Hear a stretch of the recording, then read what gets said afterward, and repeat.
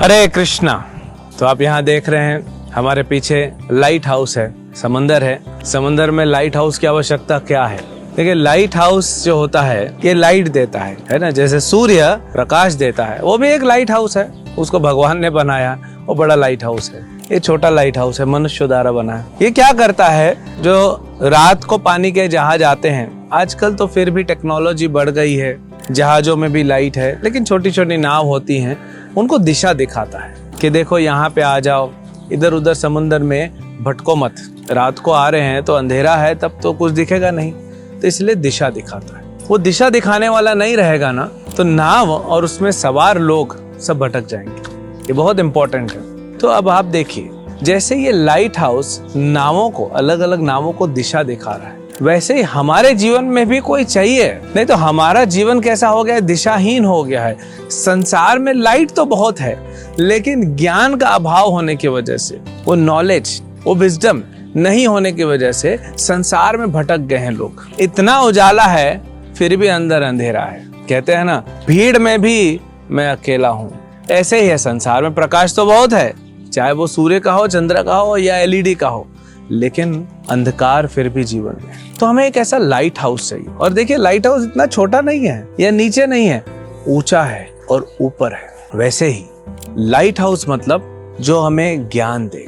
या तो वो भगवान हो सकते हैं, क्योंकि सृष्टि उन्होंने बनाई है, या तो भगवान के प्रामाणिक भक्त हो सकते हैं, जिन्हें गुरु कहा जाता है। गुरु का अर्थ होता है हैवी, भारी।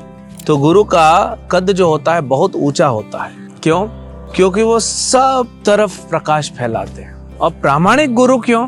क्योंकि भगवान ही तो ओरिजिनल सोर्स हैं, जो संसार को लाइट देते हैं, इन्हें ज्ञान देते हैं। और इसीलिए गुरु वही होना चाहिए जो भगवान से समझे, परंपरा में आए ज्ञान को, तब वो लाइट हाउस। अब कई बार क्या होता है, प्रामाणिक गुरु होने के बाद भी हमें फायदा क्यों नहीं मिलता है?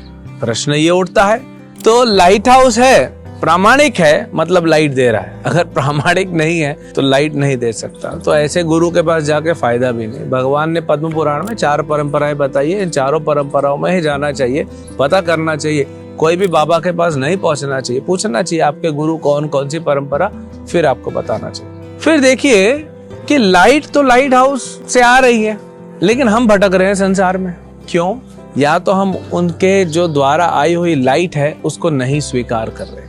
तो गुरु के उपदेशों को, भगवान के उपदेशों को हम स्वीकार नहीं कर रहे, स्पेशली जो भगवद गीता में दिए हैं। इतने सरल उपदेश हम स्वीकार नहीं कर रहे हैं, इसीलिए हमारा जीवन अंधकार में। कई लोग लाइट हाउस को चैलेंज कर देते। मान लीजिए कोई पानी का जहाज आ रहा है, उसके पास भी है, लाइट है उसके पास भी, और वो आ रहा है और उसने देखा सामने लाइट हाउस है। अब उसको नहीं दिखा लाइट हाउस है, उसको बस लाइट दिख रही है। उसको लगा कोई दूसरा जहाज है, तो उसने आवाज लगाया, साइड हो जाओ, हम आ रहे हैं। तो लाइट हाउस ने बोला, तुम साइड हो जाओ, मैं नहीं हो सकता।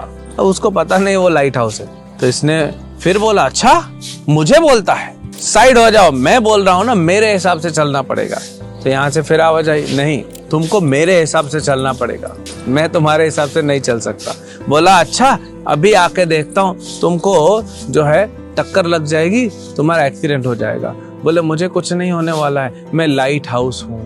तब वो व्यक्ति जो है नाव में आ रहा था, वो हैरान हो गया और वो सतर्क हो गया कि नहीं, खुद ही जो है चेंज करना पड़ेगा। कई बार लोग भगवान को चैलेंज करते हैं, प्रामाणिक गुरुओं को चैलेंज करते हैं। ये लाइट हाउस को चैलेंज करने जैसा है। क्या सूर्य को हम चैलेंज कर सकते हैं? नहीं चैलेंज कर सकते। तो इनको चैलेंज नहीं किया जाता। इनसे दिशा लेके, इनकी शरण लेके, इनसे ज्ञान लेके और अपने जीवन को अच्छी दिशा देके सही जगह पे भव सागर को पार करना है, किनारे पे नैया पहुंचानी है, तो इनको हमें सुनना पड़ता है। ये है लाइट हाउस।